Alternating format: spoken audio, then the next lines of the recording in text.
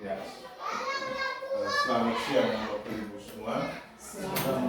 Kali ini saya sengaja mengundang Bapak Ibu hadir di kelas ini hanya untuk mau menyampaikan apa yang sudah dipelajari selama ini dengan kegiatan di Diklat Guru Penggerak angkatan 8 ini. Ya, jadi kali ini saya akan menjelaskan tentang aksi nyata dari modul 1.4, yaitu mengenai berbagi pemahaman dan pengalaman mengenai peranan dan konsep-konsep inti budaya positif. Jadi nanti mungkin bagaimana kita menerapkan, mencoba merubah tentang budaya positif di sekolah kita. Yang mungkin ini ya. Selanjutnya ini oleh saya sendiri, lalu itu ada PTDSD 15 Malbere, saya D-nya, dan fasilitator Bapak Belem Fridus Indiwa, orang dari Mokongo, dan Ibu yang sudah pernah datang ke sini, Ibu pengajar praktiknya, Ibu Maria Nurula. Ya, kita masuk ke konsep yang pertama, konsep inti modul budaya positif. Konsep inti dari modul budaya positif itu ada tentang perubahan paradigma belajar, lalu tentang disiplin positif, dan juga ada tentang kebutuhan dasar manusia, lalu motivasi perilaku manusia, posisi kontrol, keyakinan kelas, dan segitiga restitusi. Ada 7 hal dalam modul 1.4 ini. Kita lihat yang pertama tentang perubahan paradigma belajar. Jadi perubahan paradigma belajar itu kita lihat pada zaman kolonial Belanda, pada zaman penjajahan dulu. Nah, itu rakyat hanya diajari berhitung. Itu ada sekolah oleh Belanda. Tapi masyarakat itu hanya diajari berhitung, menulis, dan membaca. Standar saja. Mungkin kalau kita sekarang mungkin hanya calistun.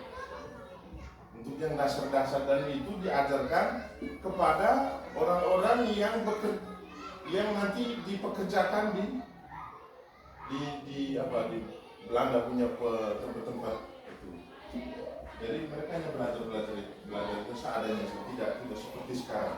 Sedangkan kalau pendidikan paradigma baru, yaitu pendidikan berpusat pada murid.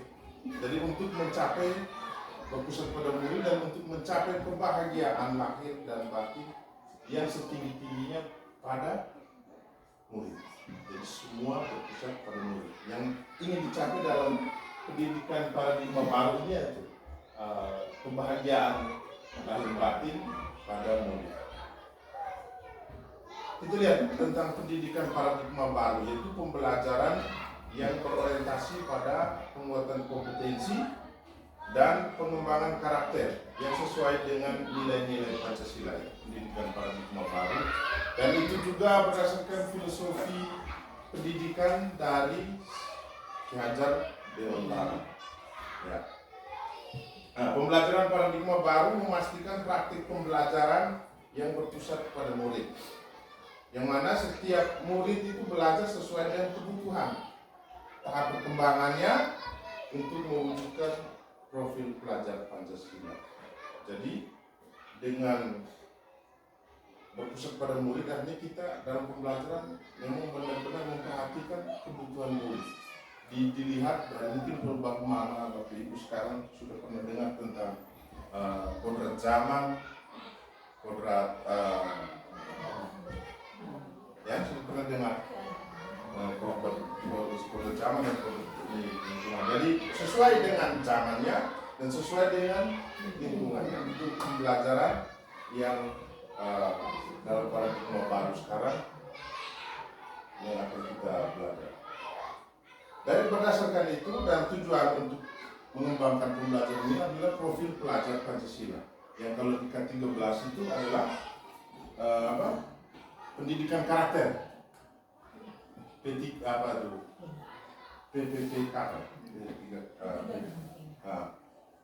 Itu pendidikan karakter. Di situ ada profil pelajar Pancasila itu ada yang pertama ini beriman kepada bertakwa kepada Tuhan Yang Maha Esa, ada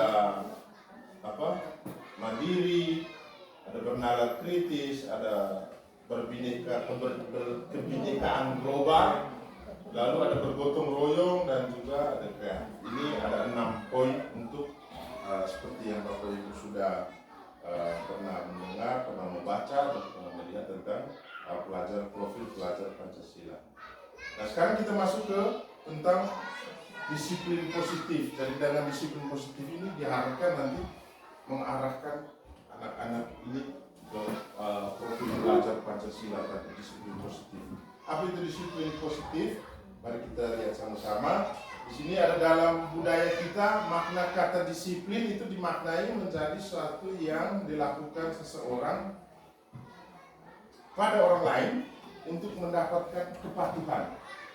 Nah, sebagai pendidik, tujuan kita adalah menciptakan anak-anak yang memiliki disiplin diri sehingga mereka bisa berperilaku dengan mengacu pada nilai-nilai kebajikan universal dan memiliki motivasi intrinsik, bukan ekstrinsik. Jadi perubahan itu terjadi dari dalam, bukan dari luar. Perubahan yang kita mau terjadi pada anak-anak itu dari kesadaran dari dalam diri. Kita lihat. Nah, nanti di sini ada disiplin positif, itu merupakan salah satu cara penerapan disiplin yang bertujuan untuk menumbuhkan kesadaran anak. Ya, menumbuhkan kesadaran anak untuk melakukan sesuatu tanpa hadiah, tanpa ancaman, maupun tanpa hukuman. Mungkin sampai di sini kita bisa merefleksikan sedikit, untuk merefleksikan. Ini disiplin positif. Dan ini yang didapatkan di diklat ini selama ini. Ya, kita bisa lanjut ya. Nah, kebutuhan dasar. Kita untuk menerapkan disiplin positif tadi kita juga perlu melihat dari supaya kita tidak salah. Ini kita harus lihat juga kebutuhan dasar dari manusia. Yang pertama ada bertahan hidup, yang kedua kasih sayang dan rasa diterima, yang ketiga penguasaan, yang keempat itu ada kebebasan dan kesenangan. Ini adalah kebutuhan dasar anak. Ya, kebutuhan dasar manusia juga termasuk kebutuhan dasar anak. Dan mungkin 4-5 ini yang sering membuat kita tertahan. Mereka mau kebebasan, mau senang, tapi kita mau mereka tertib.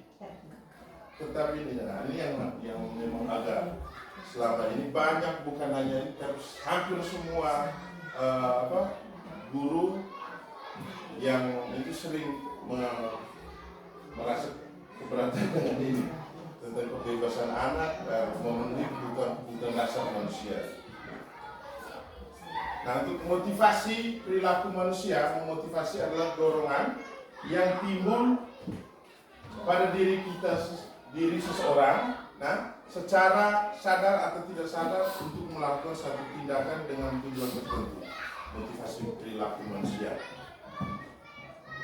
Ada 2 jenis motivasi perilaku manusia. Tadi di awal saya sudah menyampaikan sedikit, yaitu seperti yang dari luar dan dari dalamnya. Ada motivasi ekstrinsik, itu adalah motivasi yang berasal dari luar diri, yaitu misalnya murid melakukan disiplin diri dikarenakan takut dihukum atau menghindari hukuman. Lalu juga ada murid melakukan disiplin diri karena ingin mendapatkan imbalan, ya, berupa hadiah atau pujian dari orang lain. Bahkan pujian itu juga ekstrinsik. Disiplin itu ekstrinsik, sehingga juga tidak melekat di diri anak itu, hanya sementara saja. Bahkan dalam kegiatan ini dijelaskan bahwa kalau terlalu dipuji itu nanti akan merusak. Kalau anak terlalu dipuji, berikan pujian hanya untuk supaya dia melakukan sesuatu, nanti merusak apa tujuannya. Nanti dia dengan sendirinya dia akan merasa dia nanti lebih merasa disayangi, diperhatikan, kebutuhan dari.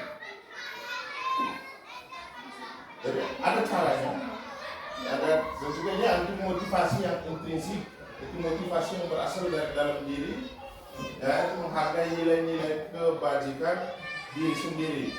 Murid melakukan disiplin dikarenakan sadar akan nilai-nilai kebajikan dalam diri. Konsep disiplin dengan identitas yang gagal. Yang pertama hukuman. Konsep disiplin dengan identitas gagal. Yang pertama ada hukuman. Satu itu menyakitkan. Hukuman itu pasti menyakitkan. Dua, tidak nyaman. Tiga itu memaksa. Yang keempat, di situ ada murid jadi takut. Lalu yang kelima juga murid menyembunyikan kesalahan. Ini yang selalu kita alami semua. Jadi konsep dan yang terakhir adalah murid menjadi rendah diri. Yang pertama hukuman, yang kedua ada penghargaan atau hadiah. Ya, yang selama ini mungkin kita merasa baik kita berikan dia penghargaan, berikan dia hadiah untuk ini padahal di situ akibatnya tidak efektif, merusak hubungan, menimbulkan sifat iri. Yang ketiga itu mematikan kreativitas. Lalu menghukum dengan sistem ranking. Ini konsep disiplin yang gagal. Kita menghukum dengan sistem ranking. Lalu merampas hak menghargai dirinya. Ini merampas hak menghargai dirinya. Jadi untuk menghargai dirinya yang muncul dari dalam diri sendiri itu akhirnya hilang. Karena dia selalu nanti akhirnya dia selalu membutuhkan pujian, penghargaan dari orang lain. Selanjutnya konsep disiplin dengan identitas sukses. Nah ini konsep disiplin dengan identitas sukses. Di situ ada konsekuensi, ya, penguatan jangka pendek, lalu ada perlu memonitoring keberlanjutan dan juga stimulus atau respon. Yang keempat, murid menghormati peraturan. Kelima, kehilangan waktu untuk merenungi kesalahan. Itu konsekuensinya. Yang berikut ada restitusi, itu murid bertanggung jawab atas perilakunya. Yang kedua, fokus pada pemecahan masalah jangka panjang. Yang ketiga, murid menghormati dirinya dan orang lain. Keempat itu teori kontrol, dirinya memegang kontrol. Lalu murid bersemangat memperbaiki kesalahan. Ya, ini beberapa hari, 2 hari kemarin saya masuk di kelas ini, saya minta mungkin Bapak Ibu sempat dengar. Coba kamu tulis aturan-aturan yang menurut kamu ingin diterapkan di kelas. Ini mereka tulis aturan, lalu rubah aturan itu ke kalimat yang positif. Itu satu contoh langkahnya. Lalu konsep disiplin dengan pendekatan restitusi, yaitu sebuah cara menanamkan disiplin pada murid. Dan bagaimana tadi caranya itu nanti kita lihat sama-sama. Jadi apa itu restitusi? Restitusi itu adalah proses menciptakan kondisi bagi murid untuk memperbaiki kesalahan mereka sehingga mereka bisa kembali pada kelompok mereka dengan karakter yang lebih kuat. Ini menurut Gosen. Menurut Gosen 2004. Nah, ciri-ciri restitusi yaitu menguatkan dan fokus pada solusi. Jadi kita dengan restitusi itu kita lebih menguatkan anak dan fokus pada solusi. Lalu fokus pada karakter, bukan tindakan. Artinya kita fokus pada anak itu karakternya jadi apa nanti, bukan tindakan yang kita buat ke mereka. Gitu. Lalu bukan menebus kesalahan, namun belajar dari kesalahan. Terus mencari kebutuhan dasar yang mendasari tindakan. Mencari kebutuhan dasar yang mendasari tindakan, lalu tawaran, bukan paksaan. Lalu memperbaiki hubungan, dan yang ketujuh itu menuntun untuk melihat ke dalam diri. Jadi kita menuntun anak untuk melihat ke dalam dirinya. Nah, perbedaan. Contoh kasus di sini, murid terlambat datang ke sekolah.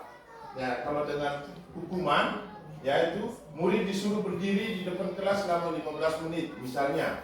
Terus guru marah terhadap murid sehingga murid menjadi takut.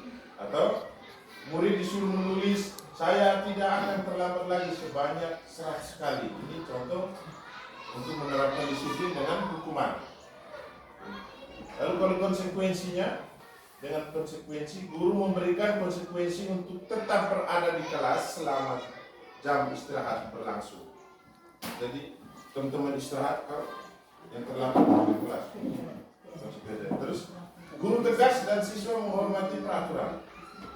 Itu tegas dan siswa juga menghormati peraturan. Tapi kalau dengan restitusi, guru menanyakan keyakinan kelas dan dirinya, kemudian guru membantu siswa menyelesaikan masalahnya. Lalu guru terbuka dan siswa menghormati dirinya dan orang lain. Itu dengan restitusi. Posisi kontrol. Untuk restitusi tadi di situ ada yang namanya posisi kontrol. 5 posisi kontrol guru. Itu ada sebagai penghukum, ada pembuat rasa bersalah, sebagai teman, sebagai pemantau, dan manajer. Yang di sini kita diharapkan berusaha sebagai teman atau apa? Posisi kontrol kita.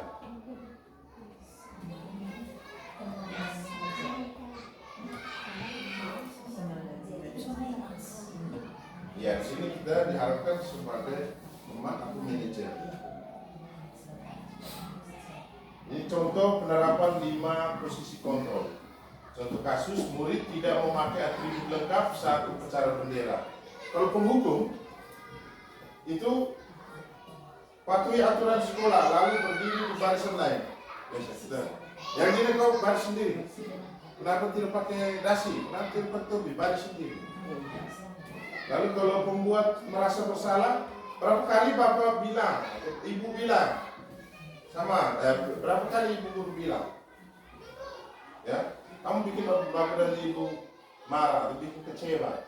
Nah, itu sebagai pembuat merasa bersalah.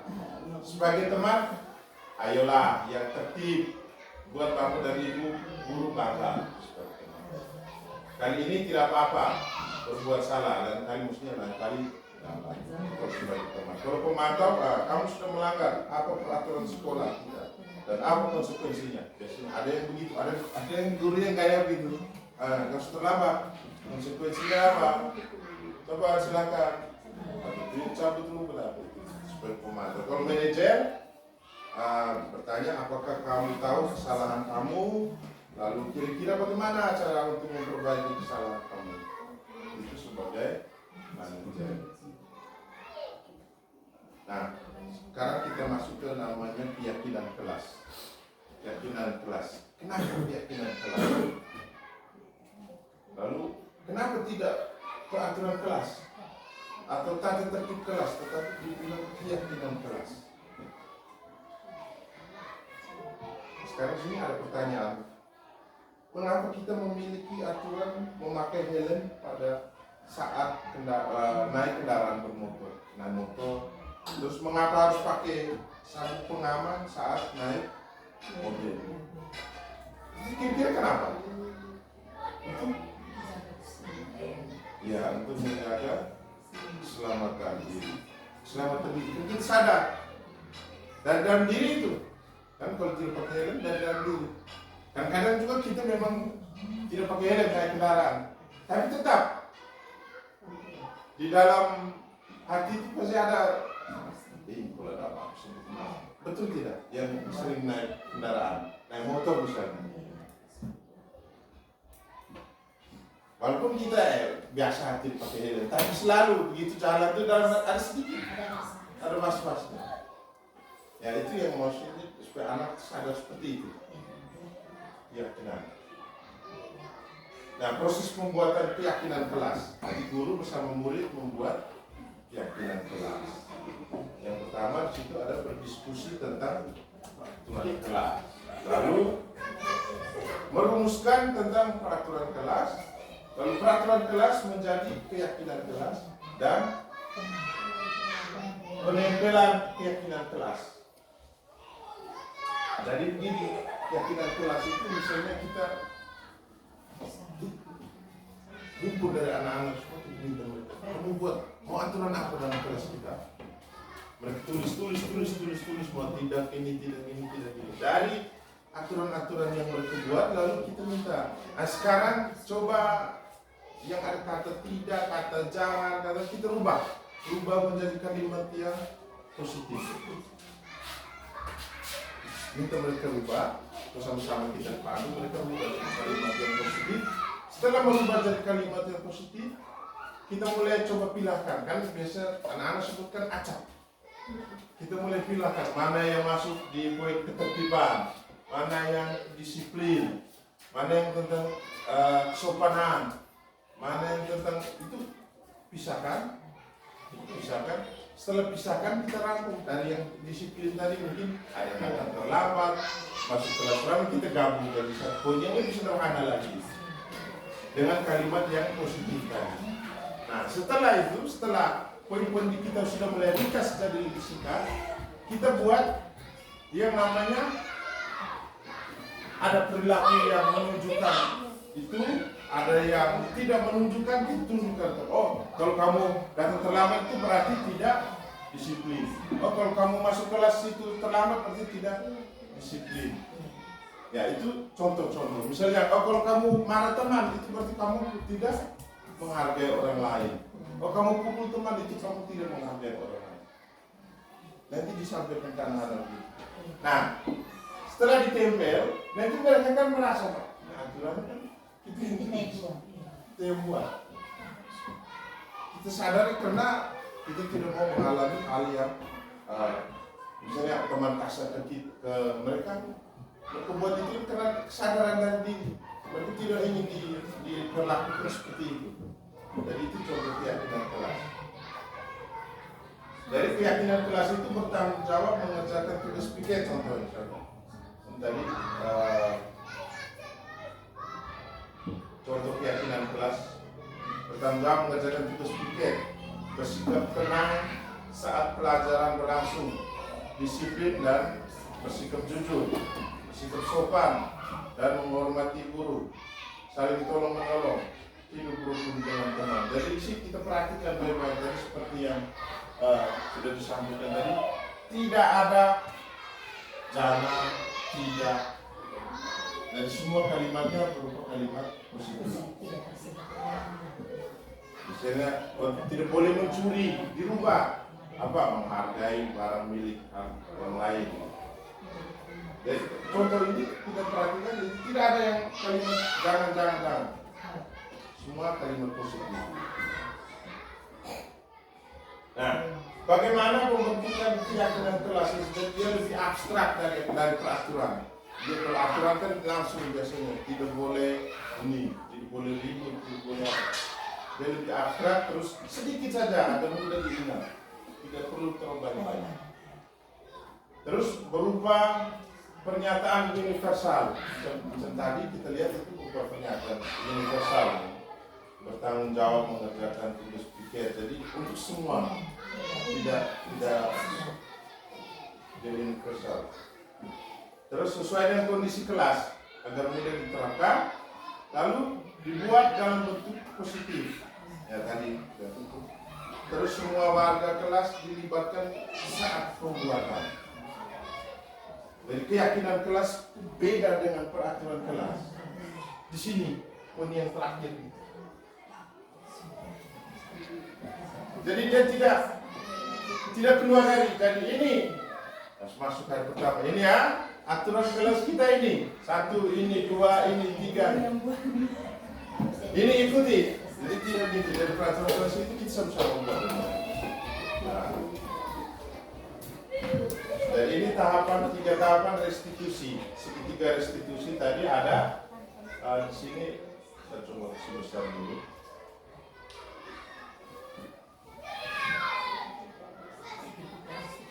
Ya, di sini ada validasi kebutuhan, terus ada menstabilkan identitas, validasi kebutuhan, dan menanyakan keyakinan. Misalnya ada anak yang salah, ada perempuan salah nih, dia pukul teman. Tanya dulu, memastikan kestabilan dirinya. Kamu tentu punya alasan kenapa melakukan itu. Atau misalnya awalnya ini, setiap orang pasti pernah buat salah. Terus bagaimana? Mungkin kau punya alasan untuk buat tadi kuliah. Dan setelah diceritakan, lalu lanjut ke sini. Kira-kira yang keyakinan kelas yang sudah dilanggar apa? Ketika dia sebutkan, sekarang konsekuensinya, bukan konsekuensi. Karena sudah buat ini, untuk memperbaikinya, kalau memperbaiki situasi ini, apa yang harus kau lakukan selanjutnya? Beri dia menyampaikan sendiri.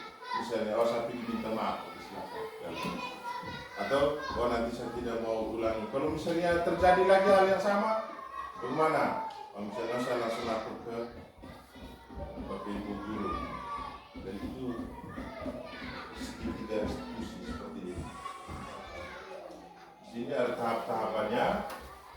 Tadi menstabilkan dulu identitas, ya, setiap orang pasti pernah melakukan kesalahan. Ini contoh-contoh untuk menyampaikan ke anak ketika mereka melanggar keyakinan kelas. Lalu validasi tindakan yang salah. Misalnya kamu tentu punya alasan kamu apa? Terus yang terakhir, kamu ingin menjadi orang seperti apa? Menjadi orang seperti apa? Bagaimana dengan ini saudara-saudara? Ini ada contoh penerapan segitiga restitusi. Saya belum buat videonya nanti minta tolong bisa nanti buat bersama. Nanti kita tanggapan juga dari anak untuk bagaimana setelah menjalankan restitusi tadi.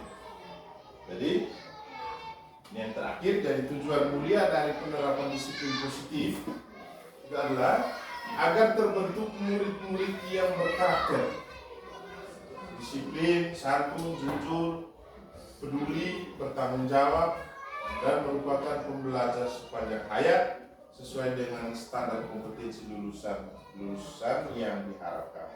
Jadi itu standar nasional pendidikan. Jadi kalau kita mau lihat itu dari disiplin positif itu intinya hanya sampai sini.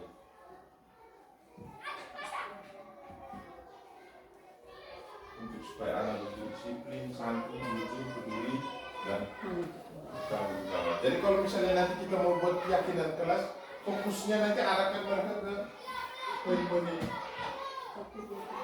Kalau lebih rinci apa nih ke poin ke profil pelajar versi itu. Nanti tentang keyakinan kelas. Yang terakhir terima kasih dan salam bahagia buat Bapak Ibu hebat semua. Banyak terima kasih juga dari saya kesediaan waktu untuk mendengarkan apa yang saya dapatkan selama ini. Sebenarnya ada sebelum di modul 1.1, 2.3 sebenarnya ada kegiatan-kegiatan yang juga harus dilakukan bersama-sama sini, misalnya membentuk komunitas pelajar, guru-guru, tapi mungkin karena hal berhalangan dan bertabrakan dengan kegiatan itu, PPG jadi belum bisa dilakukan, tapi sama komunitas belajar dan segala macam itu kan kita sudah pembahasan, tinggal mengaktifkan saja. Tinggal nanti di ini salah satu materi budaya positif ini yang harus kita terapkan dengan anak. Dan makanya kalau kali ini buat untuk memberikan ini untuk aksi nyata Jadi aksinya dalam kegiatan guru pembelajar jadi gambaran untuk Bapak Ibu yang mau. Nanti setelah kita belajar modul, mulai dari belajar mandiri, kita kerja tugas, lalu belajar bersama kelompok, belajar dengan fasilitator, lalu penjelasan materi lagi dari instruktur, terus kita kerjakan tugas. Kita mulai koneksikan hubungan dari modul 1 sampai modul terakhir kita belajar bagaimana.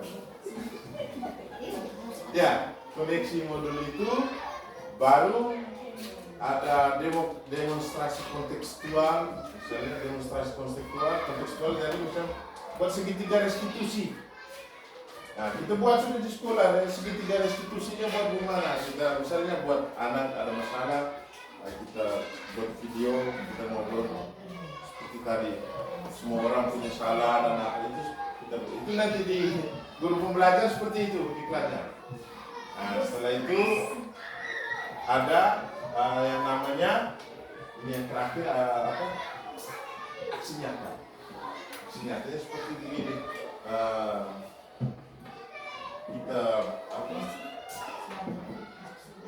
berbagi pemahaman dan berbagi pengalaman mengenai penerapan konsep-konsep tentang ini masih baru tentang budaya positif. Jadi itu nanti kalau misalnya Ibu Mary, Pak Liang, Ibu Eva, nanti kalau lolos, saya kasih gambaran ini kegiatannya seperti ini. Materinya salah satu. Terus memang kalau guru penggerak itu dia zoomnya biasanya di atas jam 1 kegiatan zoom. Tapi tidak setiap hari, satu minggu sekali, 2 kali dengan fasilitator dan dengan instruktur. Dari itu. Jadi salah satu nanti kegiatan seperti ini kita unggah ke media sosial. Yang dari dulu kita pernah aksi nyata tuh berbagi pemahaman seperti apa ya seperti ini. Jadi kita buat materinya, jelaskan ke teman-teman. Yang kalau di PNM tuh, jelaskan ke teman-teman.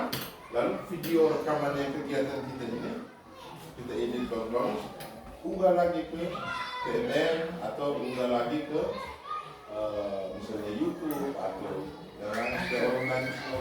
Kita aksi nyata seperti ini. Jadi mungkin ini saja dan saya ada kurang dan lebihnya saya minta maaf.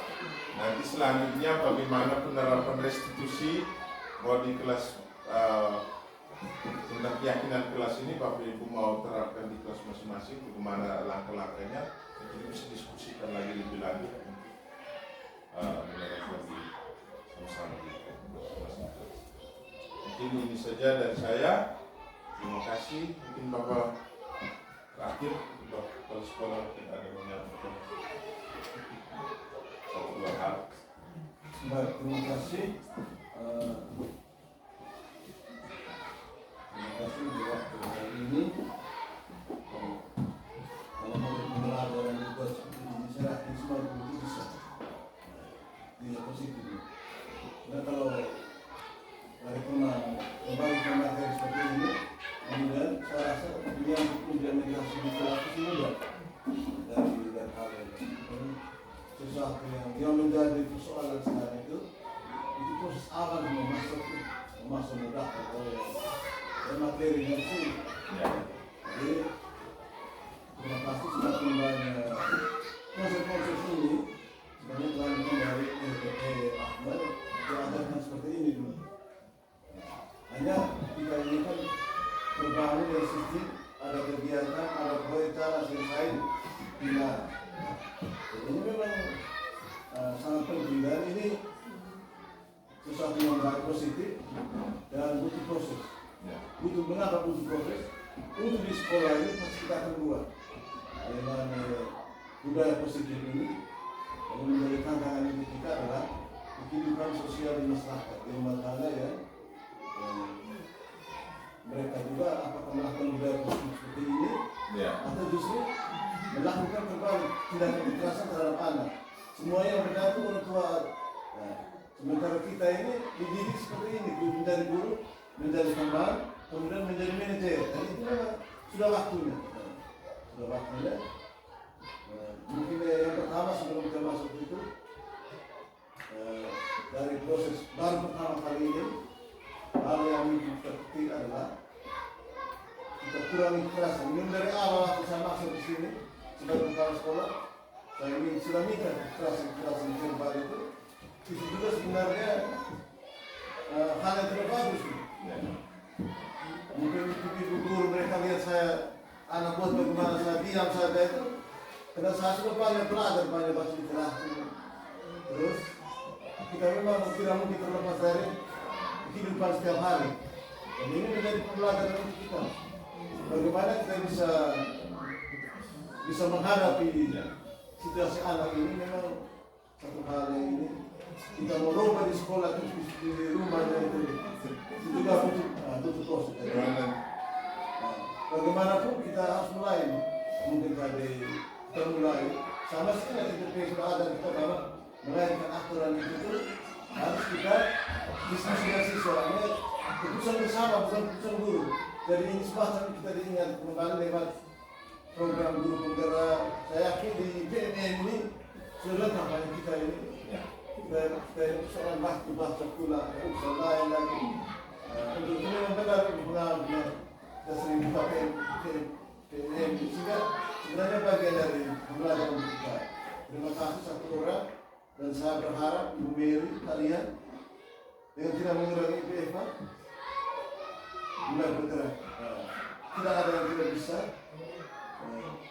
Supaya kalau sudah satu dua orang akan berpengaruh. Semua sudah budaya ini pasti akan berjalan saya.